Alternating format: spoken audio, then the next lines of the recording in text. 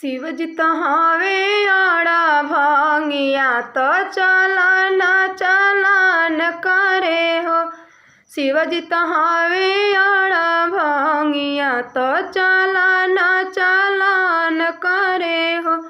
ए शिवजी तानी ए सडड़िया बेला माई तीता बाबा अपन भेट भी हो।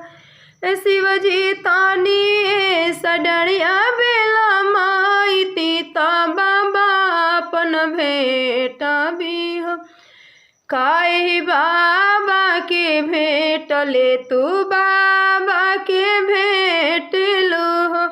बाबा बारावा खोजता सोइले चेतना घरवाया अपन हो।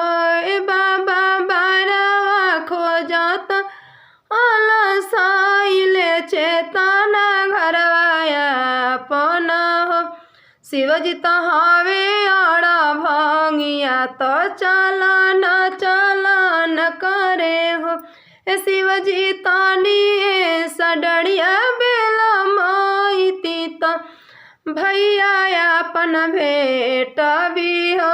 वे शिवजी तानी ए सडड़िया बेला माई तीता भैया अपन भेंट भी हो। काहे भैया के भेंट ले तू भैया के भेंट लो हो। ए भैया बारावा खोजा ए भैया तिलक चढ़ावत साइले चेतना घरवा अपन हो। ए भैया लाउआ मेरा साइले चेतना घरवा अपन हो। शिवजी तहावे आड़ा भांगिया तो चालान चालान करे हो।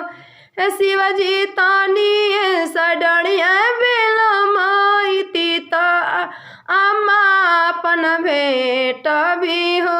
ए शिवजी तानी ए सडड़िया बेला माई तीता अम्मा अपन भेंट भी हो।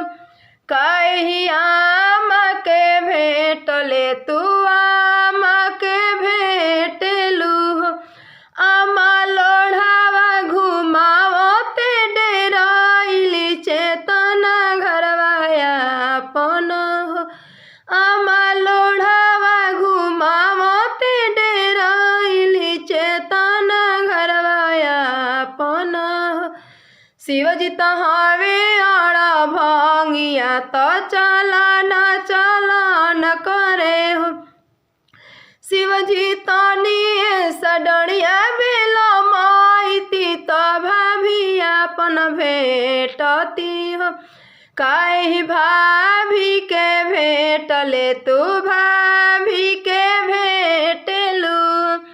काहे भाभी के भेंट ले तू भाभी के भेंट लो हो।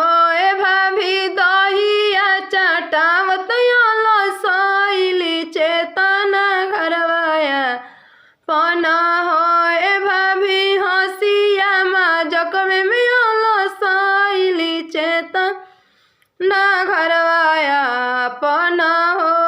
शिवजी तहावे आड़ा भांगिया तो चालान चालान करे हो।